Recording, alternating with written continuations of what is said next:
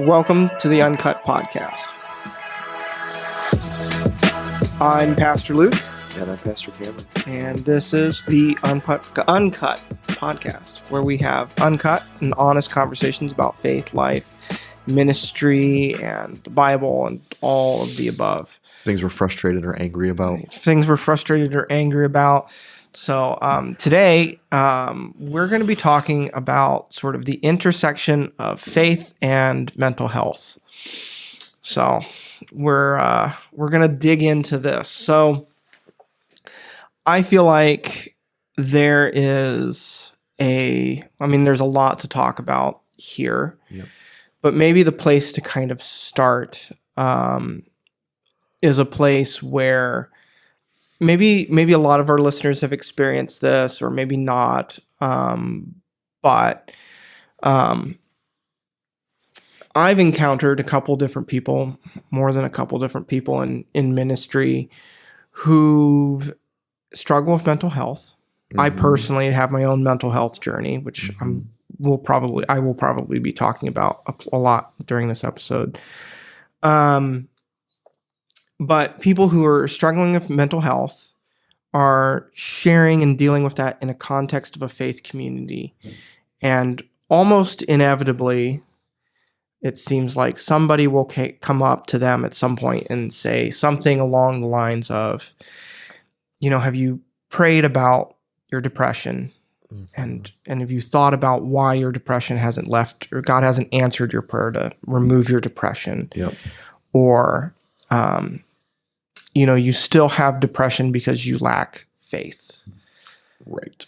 And so this is something that comes up like annually, I would almost say, of encountering someone who's had this said to them in the past, or is wrestling through their own kind of story of like, does this mean that I'm somehow broken or lacking in faith because I am depressed and I'm a Christian? Can these two things coexist?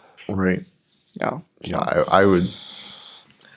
You said we deal with it annually. I would say that we probably deal with some form or sentiment of that monthly. Yeah. Where someone would come to us or in the context of any conversations that we're having, just have a significant sense of like, why am I so broken? Why won't God deliver me from this? How do I have more faith to believe that I can be free? How can I name and claim my healing in the name of Jesus? And there's a lot there is a lot there to talk about. Yeah. One of the things I can't say this for sure, because in almost 20 years of pastoral ministry, I've really only ever pastored 3 churches, but 2 for long periods of time. And so I don't have a great perspective on a multiplicity of churches. But what I will say is that it feels like when you begin to talk about something like mental health within the context of the church, you get really one of 2 sort of like responses. One, you get one that's like that's just a spiritual issue, and we need to pray that away. And if you're not, experiencing victory, then you don't have enough faith or whatever. The other, and so you would see it. So it seems like in those churches, no one's got any mental health issues, right? No one is depressed. No one is ever anxious. No one is ever experiences, bipolar mood swings or anything like that. Right. The reality we know, is that those things do exist within the people in that church, but they are not talking about it, right? Or they're not naming it. Right. They don't find that they are safe enough within the faith community that they're a part of, to talk about what actually they deal with on a day-to-day basis, and so they live in the environment of Christian platitude all the time. Yeah. The other side of that coin is that you do have freedom to talk about it. It is a thing that's like consistently as is appropriate, Right. is consistently at the on the table of ministry, so people feel a sense of safety and like there's not as much stigma around it. Mm-hmm. And so it almost feels like it comes out of the woodwork of everyone's life. Mm-hmm. And I feel like that's a little bit where we are here at Conduit. Yeah. Is that we've been able to create a culture or an environment of safety Mm-hmm. around the area of people's struggle with mental health, and have given them an environment or a place where it is okay to talk about those things, Yeah. especially within the context of faith. Mm-hmm. I've heard that described. I encountered someone who heard that described that as like some churches kind of tend to become kind of ERs. They, for one reason or another, they kind of become a place where the church gains a reputation and a ministry of being able to kind of triage people with maybe past church hurt or hurt from other places, or it's a place where you can come and you can talk about those things. And sometimes churches and not every church is like that. And so sometimes it can feel a bit like, is everybody just coming here who kind of like feels a need for that kind of engagement in a spiritual community? I think that brings up an important question that I kind of want to just ask out into the open air. I don't even know that it's one that we've necessarily talked about extensively ourselves before, but like when it comes to mental health issues or mental health concerns, or however you want to put it, what is or what should be the role of the church? Yeah. That's a complicated question. Yeah.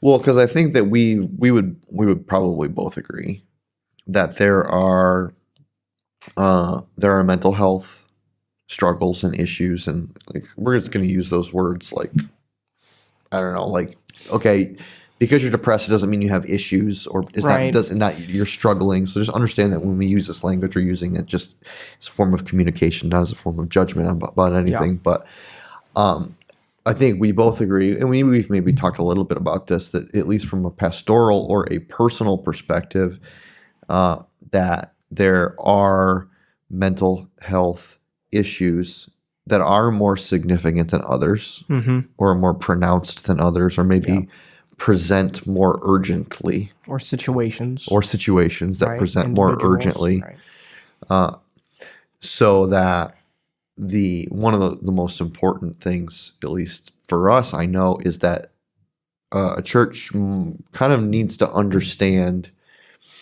its boundaries relative to its resources. Yes. Yeah. There's, again, like, I feel like so many things we talk about, there's these spectrums, right? Like the church, there could be the church or the ministry or the pastor who just completely abdicates in some way of like, just, we have nothing to contribute here, either because it's just something we don't talk about, or we kind of like, we just don't deal with that. It's just not a safe place to talk about that. And if you have, or maybe they're like, yeah, it's a thing, but just go somewhere else and I don't talk about these things at all. Or there's the other side, the other end of that spectrum is someone who sees it as like their like primary thing, and they're just like, becomes the pastor's job to fix or to like save or to rush in, and that's all they're doing. Well, and they tell their people, you don't need to go to a counselor. Right. You don't need any medication. Just come talk to me. Right. We'll pray through it. We'll get you through it. Yeah. And that can look two different ways. That can look like the hyper spiritual approach to it. It can also look like the person who thinks they're a psychologist and isn't. Yes. Right. Right. They read a few books in seminary or something like that. And that's not to say that there are some churches who are well equipped to do that. Yes. In fact, it's part of kind of our medium range goal here to have someone on staff that is either a licensed mental health counselor or we would love that. A licensed social worker or something similar to that, so that we would have a greater breadth of resource to help minister to that dynamic of a person's whole being. Yeah. So understanding, I think, your resources relative to boundaries and things that you're going to tackle or not tackle. If someone is like maybe experiencing a mild case of depression, right, or is anxious about something, it may give some there's some maybe a little bit more freedom to work within your own personal boundaries and your own personal, if you have areas of expertise or certification or whatever, than it is someone who's experiencing regular psychotic breaks. Needs very, very significant resources and help that I'm not equipped to give. Nope. And don't want to try and step into that role. Yeah. So like for us, like I know that kind of looks like we don't, as a general rule, we don't typically counsel people through mental illness on a long-term basis. Or who are in a situation of crisis. Like maybe it looks like, because we're often the safest people that other people have. So we might receive that person in the midst of their crisis, but work as diligently as we can to triage and then refer out. Right. Even as much as like, let's get in my car and let's go right now. Together. So, understanding boundaries. What else is and isn't the church's role? Or could be or couldn't be. Could or couldn't be the role. Well, we're not diagnosticians either. Like, so saying, "Oh, yeah, you are obviously bipolar."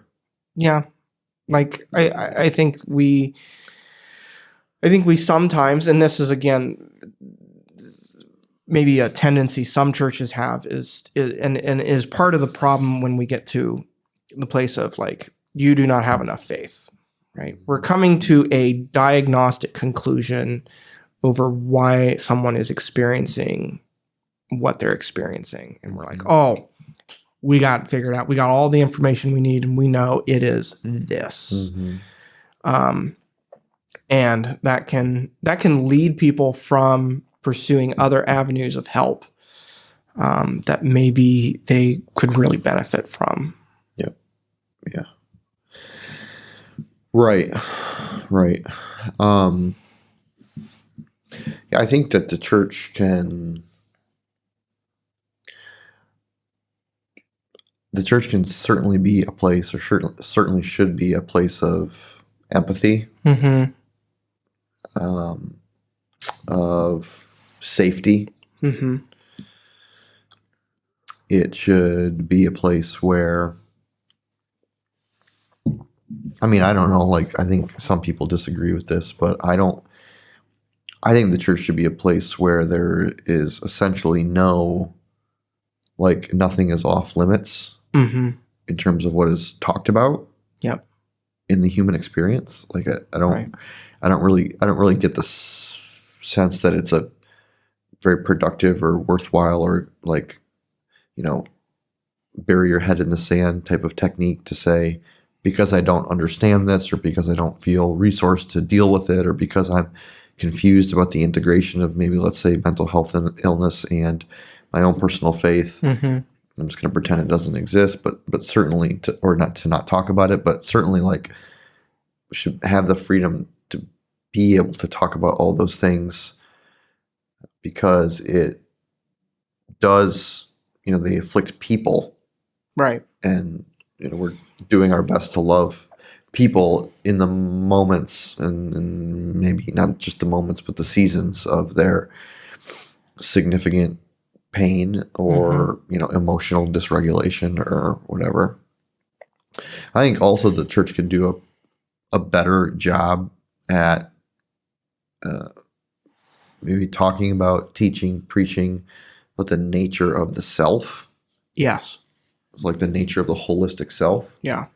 Because I think that is the answer. So if we were to pose the question, like, why is it that depression, like from the beginning of this podcast episode, you and I have been obviously operating with the assumption and the conclusion that if you're experiencing depression or anxiety or any other mental health issue, that it usually is not only a matter of spiritual faith. Usually not only. Yes. Correct. Yes. And that's been the conclusion we've been operating under.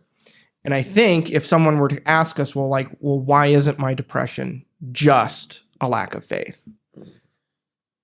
What you're starting to talk about, that picture of the holistic self, is the answer to that question. So Cameron, why is my depression not only a matter of faith? Well, because we are not just like, I guess, how would you say it? God has created us as holistic beings or people, meaning we don't just have a soul. We don't just have a body.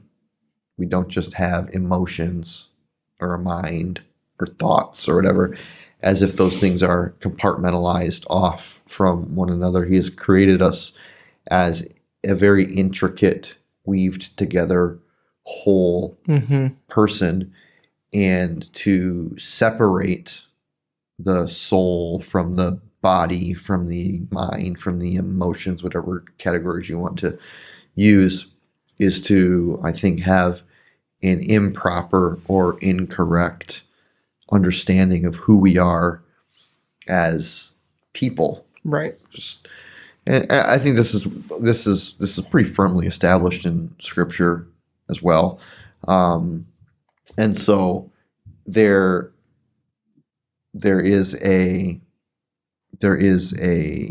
sense when you ask that question, why isn't my depression cured by just a continued or a growth in my faith, a belief that God can heal me, is because your depression may not have been caused by a lack of faith. Maybe your depression has been caused by a actual very significant chemical imbalance in your brain that doesn't allow your neurotransmitters to absorb the correct chemicals that they need to in order to process the world and the things around you, like in the most healthy manner it can be. Sometimes, usually, whatever you want to use, a chemical biological process that's happening within you. I don't know. I think that we should say, I mean, I don't know. Like I want to say that, okay, does that mean we shouldn't pray that God heals my depression and I should just go take medicine instead? Gosh, no. Yeah, that's not what we're saying. No. Nor are we saying that God does not choose to heal in that way. God does choose to heal in that way. That's very clear through the laying on of hands and prayer. And because we are holistic, we can't ignore the spiritual dimension of our healing, along with the physical dimension of our healing Exactly. and the mental dimension of our healing. It's like, why would you? We don't do this with anything else. We only do it with mental health. If I got diagnosed with cancer, you wouldn't be like, well, why do you have cancer if you're a Christian? Well, sadly to say, Cam, there are a minority of some churches that would say something. Oh, well, like that. shame on them. Churches do exist that say things like that. Yeah. Not by any means, I think, a large majority. Sure. I think more churches struggle to integrate with mental health than they do physical health. For me, it's a fascinating question. Like, what is it about those things that are so different? Well, it's kind of like there's a undergirding philosophical thing going on. Like, it's the continuation of the Gnostic influence in its own sort of way. And if you're like, Luke, what's Gnostic? Gnosticism being an early church, like heresy, false teaching, philosophy. There's a whole bunch of things that different branches and pockets of Gnosticism in early church. But the kind of core philosophical tenet of it was somehow a separation of the spiritual from the physical, and the physical being less than, worse than, or bad, and the spiritual being good or positive. A lot of times Gnosticism attributed that to the personhood of Christ. They would say, well, God maybe kind of like possessed Jesus, and then like at a certain point during the cross, he left. God left Jesus, and just the man Jesus died, and God did not die, right? Yeah. All matter is bad.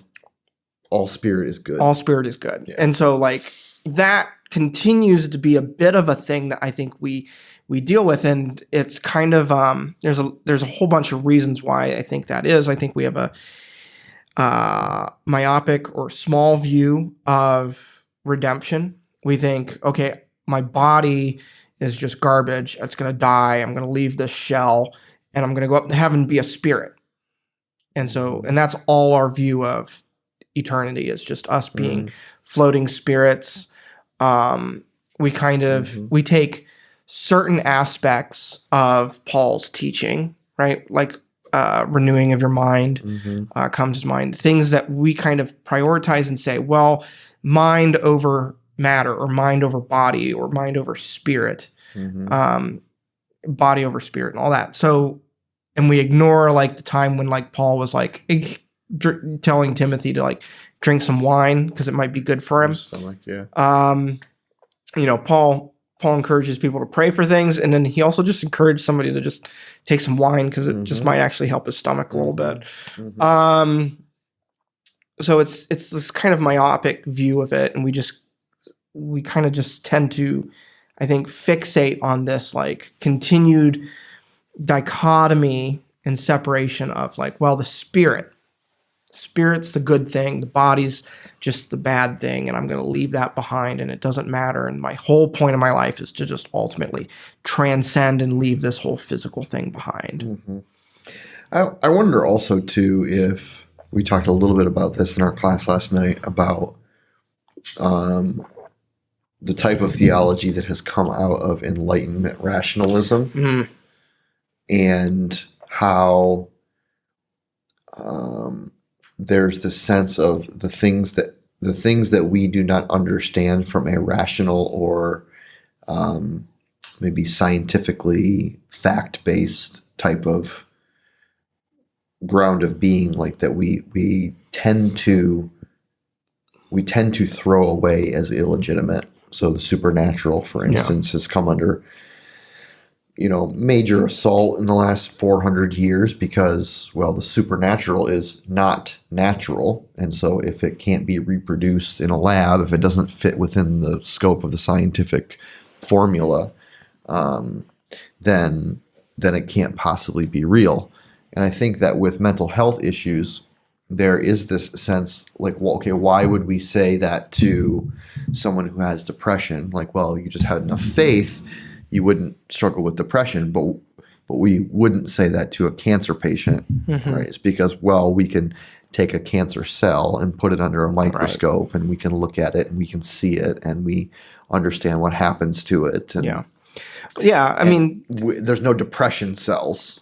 that we found. That we found, right? You know, it exists within a sphere of our being that is not necessarily as empirically viewable or verifiable as, with the exception of we see the changes that happen in people's demeanor and their mental processes when we change the brain chemistry through maybe medication. Right. We see a result. Yeah. So, yeah, I think that's because I think that makes me at least step back out of our context a little bit, because we've been talking like primarily from a Christian ministry standpoint.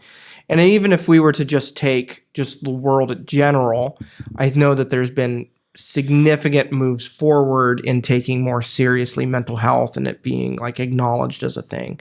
But there are still pockets of people who outside of Christian philosophy and thought and theology who are just like, that's just all hogwash, just like, you know, man up or grow up or get over it, you know. Yeah. So even outside of our own context, this kind of dismissal or just like it's less real, or it's somehow just like a thing that you can just choose to get over, is still a thought that is out there, even outside of our context. Our context just perhaps colors that with some more faith talk. Yeah. So, Right. yeah, and I think you know, so we're saying that like God has created us as full beings. We have mind, we've got emotions, we've got a spirit, we've got a physical body that experiences things. And rather than us being, you know, I think a lot of, if you've ever encountered maybe someone teaching on anthropology or the nature of a human being from a Christian context, a lot of times they do this kind of tri-division, right? Mind, body, soul. And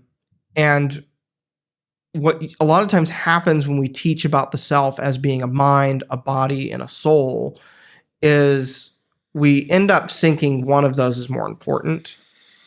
And that because we kind of use a pie chart and the visualization's got these divisions between the three. Even that visualization shows a separation between the mind, the body, and the soul. When really those divisions, those walls really ought to be like dotted lines or permeable, because the mind affects the soul affects the body. There is this incredible unity. We might be able to say there's like maybe three aspects, if we want to continue to use those three distinctions, to a person, but they're permeable. They're not like these, it's not like I can just pluck my mind out of me and then still have me. You're getting into like some Trinitarian stuff here. All jazzed up about this. Well, because it's like, it's, you know, this is the stuff that I get excited about. Yeah. But we're, you know, somebody, you know, if someone comes to me and they're like, you know, I don't know, this is like they're just like, you know, it's winter. I'm just having a really I'm feeling really down. Like, Pastor Luke, what should I do about it? Like, you know, this is very generic and very like just broad-boned or broad spectrum. But I would say, okay, well, maybe take some vitamin D, get outside during the day, during the brightest time of the day for maybe 30 minutes. Make sure you're spending time with people. Pray about it. Spend some time with the Lord. And then if this is continuing on for a couple weeks, maybe go talk to a counselor for a couple sessions, right? Like, address all of the aspects to it. It's not a like one thing, right? Because all of those things. Well, and like one of the things that you said is that most people can understand the connectivity of the various parts of your being, even if you don't talk about it in that way. For instance, you almost always feel better mentally when you exercise physically. Yes. Right. So why would that be if those things are not permeable and completely separate? Or I don't know about anyone else, but like when I haven't had anything to eat. Oh, I get nasty. I get I get angry. Yeah, so do I. And Sherry has my wife has come to know that, oh, your attitude sucks right now. Did you eat today? And like, oh yeah, I guess I am hungry. So like, here, have this Snickers bar. That the old Snickers commercials. So there is, we all, I think, we have intrinsically this understanding that there's a significant connectivity between the various parts of who we are, and that goes, that it's the same with our mental health as well. Yeah, right. It goes across the board. And so I think, I guess just to say loudly and clearly, like, if you're dealing with mental health issues, like, there is no shame in pursuing counseling, professional help, medical help, prayer, exercise, community, right? Like, take a holistic approach to treating what is a holistic problem. Yeah. In your life. I think there's also, I wouldn't necessarily, that's a fairly practical, response to it. Pastorally speaking, how can we speak to the people that are like still dealing with this? Yeah. Maybe in the context of them having been told in the past that, you obviously don't have enough faith, or there's a real issue with your walk with Jesus then, or, what is the response of those who love with the heart of Christ to people who have been told stuff like that? My first thing is just to kind of say, like, my first response is just, I'm sorry that that's happened. Because a lot of time that ends up in a place of blame, right? Blame and shame. Because it's like, I have done something wrong.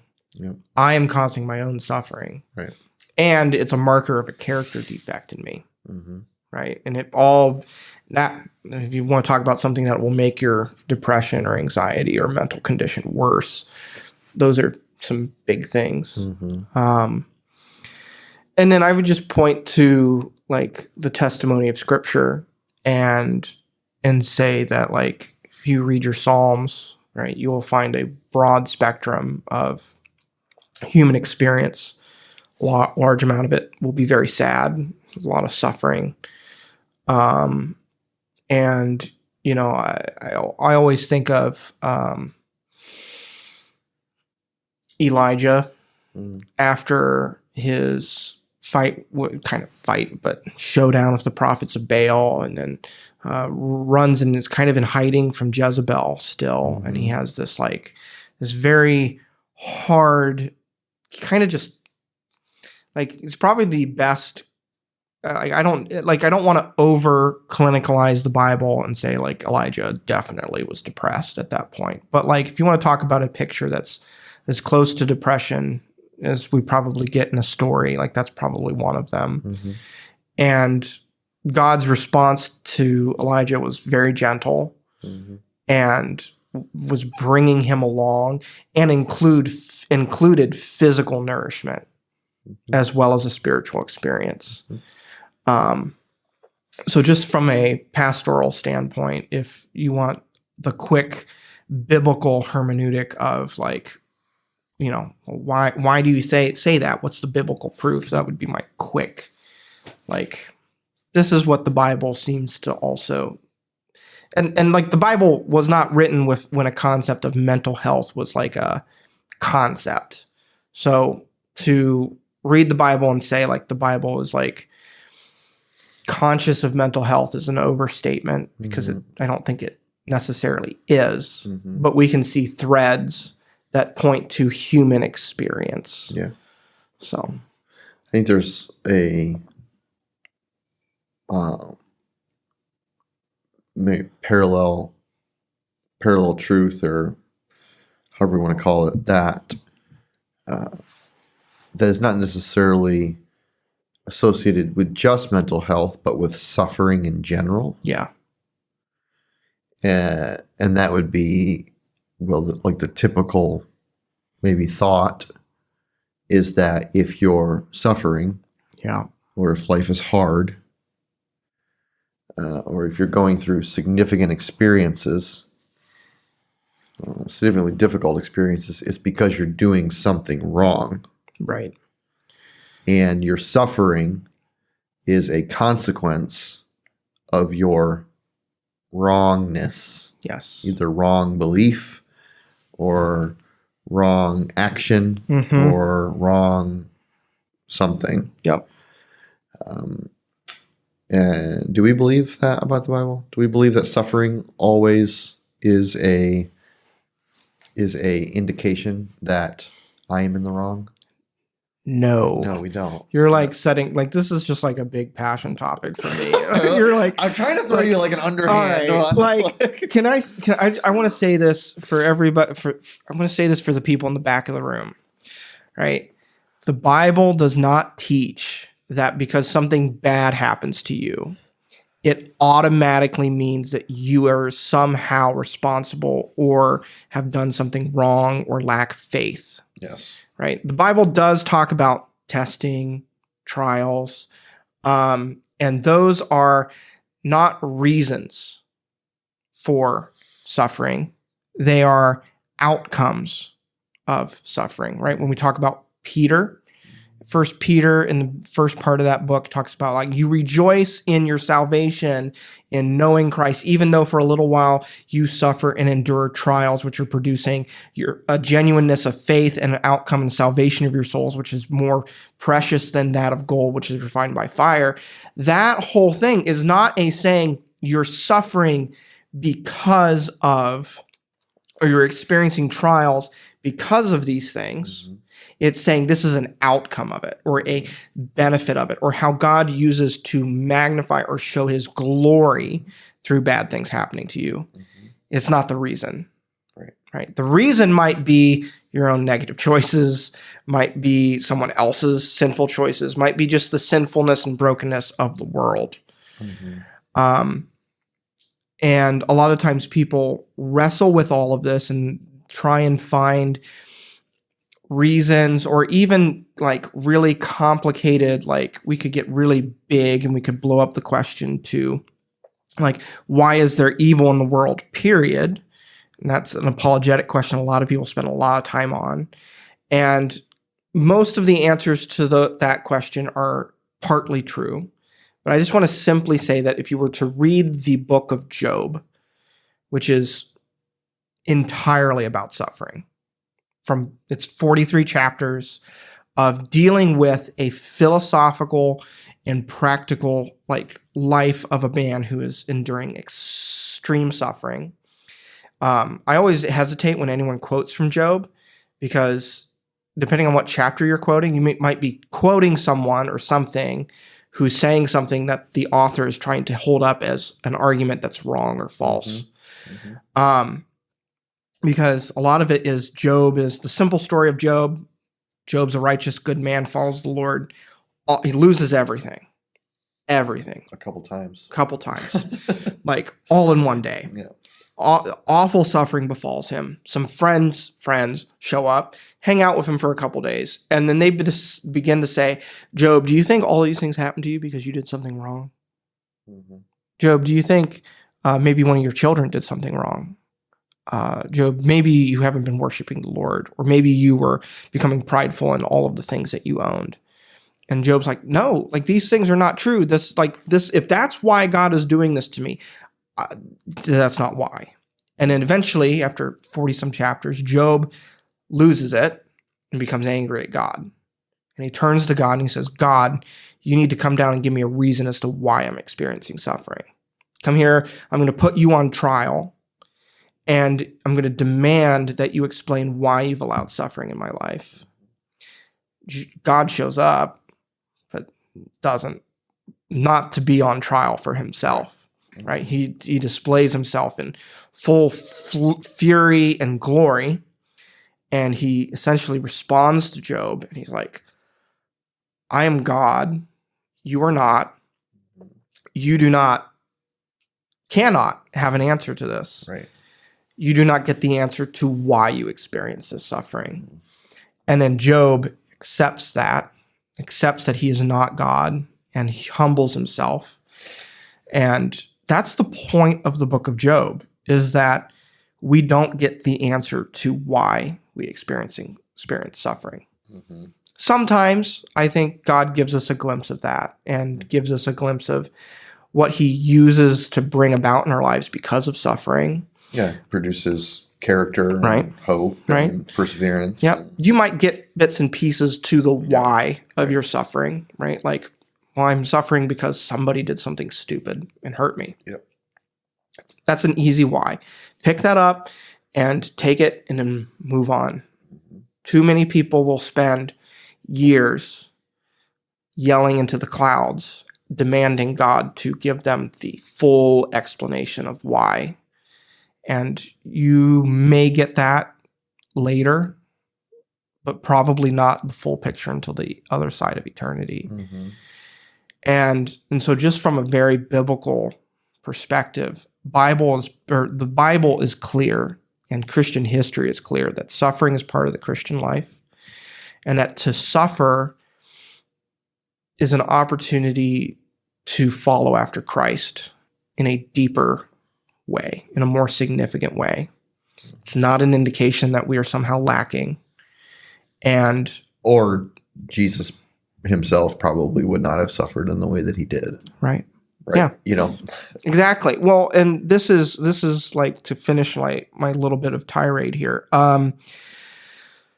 If you're experiencing suffering, God's glory and God's redemption is upside down from the way that we often would think about it, right? Like, if we wish we could write the story of our lives, we wish we could write it very clean and very straightforward. Like, we love the line graph to just go up, right? We'd love for us to continually get better, achieve our goals, go from one step to the other, not be sidetracked, not have detours, not totally like miss things that we expected for our life or we wanted, or, that's the life we would love to draw for ourselves. And that's not the life that we live. Anybody lives. No one lives a life in a straight line without suffering and without detours and exactly the way they wanted it to. That just doesn't happen. God used the most horrendous thing in history, the death of his son, the death of God on a cross, to bring about redemption and glory for the world. What might God use your suffering in your life to bring about? Right? Yeah. It's not the reason. It's not the reason. But if you're in a place and you're struggling and you're like, why? And you're like, where does this go? Right? I might say, God wants to do something there. When I counsel people, I'm still relatively younger as a pastor goes. I don't know, maybe I'm not anymore. But I talk with people, a lot of times people older than myself, and something I've been told multiple times is, they're like, Luke, you get it. How do you know all of this stuff? How is it that you're able to speak into like my experience of suffering and sadness and depression in such a way? And my answer is simply well, I've been there. You walked it. Yeah. I've experienced clinical depression for multiples of years, and I've had a long journey of dealing with that and processing through that, both like physically, mentally, and spiritually and communally, like in all of those aspects. And so it's not the reason why I experienced depression, but it's something that God has allowed me to use in my ministry in a way that I think I hope brings glory to Him. Yeah. Yeah. I think if there's any, last word to people who are suffering under this from, let me apologize on behalf of any other church or pastor who said you just don't have enough faith or, whatever the case may be. And to say that God is close to you. God is not far off. Right. God does not delight in your pain. Nope. God is not using it as some kind of harmful lever to make you suffer. Mm-hmm. Right? And that there are people who love you enough to walk with you and receive you and accept you and pray with you and comfort you and help to resource you for victory, or at least good passage through those things. Mm-hmm. Right. Well, yeah. You have any last words on the topic of mental health and faith? I mean, like I don't even think we can say that we scratched the surface on it. No, we didn't. I think the last thing, one thing I would just simply say is like I'll give this like example, which was an illustration that was helpful for me at a certain point in my journey. Is like, let's say for a moment that someone has a headache, right? Again, we seem to have a lot of clarity over how to deal with physical illnesses, but struggle with the mental. Let's say someone's got a headache. What would you do? Well, okay, I would take some Tylenol. Mm-hmm. I would maybe put down my screen, stay away from the phone, maybe go somewhere quiet and dark, and I'd take a nap, right? Mm-hmm. You wouldn't just do one of those things, mm-hmm.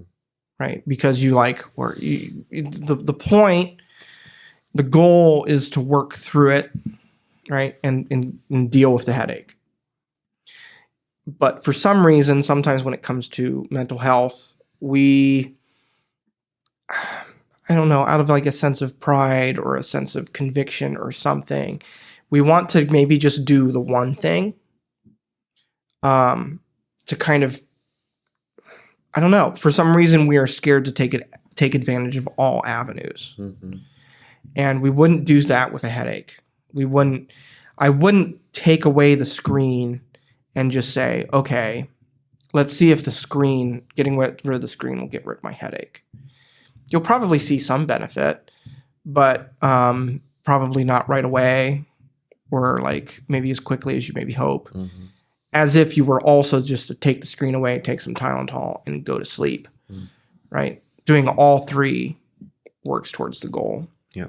But for some reason, when we kind of come to mental health issues, we like to come in and we like to just pick one avenue and say, let's see if this, and almost we just want to prove that the other ones weren't needed, mm-hmm. rather than, being willing to say, like, we are in a place that let's just take everything we have and work on it together. Yeah.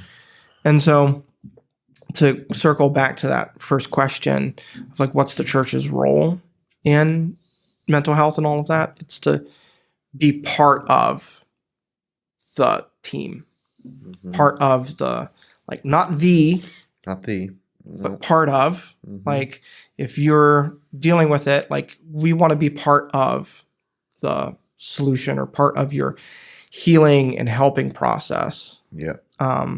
Not exclusive, not replacing, but coming alongside all the other things that you're seeking to do. Almost 3 years ago now, it's like April 26th, 2020, in the middle of COVID, I preached a sermon ending with this. It was a sermon on like the intersection of mental health and Christian faith, and ended with this quote from a lady named Catherine Butler. I don't know, have any idea who she is? I don't know where I came with this quote, but the quote reads this, and we'll end this episode of the podcast here. Fellow churchgoers hold the power to either fan the flame of condemnation or to snuff it out. Our words matter. With them, we may trample the downtrodden for the glory of our own lofty opinions, or we may choose to embrace those who are suffering with open arms and hearts, and in so doing, embody the love of Christ. Oh, we have a choice. We can fan the flame of condemnation and guilt and fear, or we can snuff that flame out. We can trample over people with our lofty words in order to support our own misguided opinions, or we can embrace those who are suffering with open arms and open hearts, and in so doing embody the love of Jesus Christ for them. Yeah. I think that when we're honest with ourselves, then the answer is pretty clear. So, yeah, let's be Christ. Let's be Christ. Yeah. Thanks for joining us today on the podcast, as always. You can send in and text any of your questions to our texting line. We'll have it here on the screen and in the show notes. Yep. So just click on the description. It'll be there. So we appreciate you guys. We'll catch you on the next one.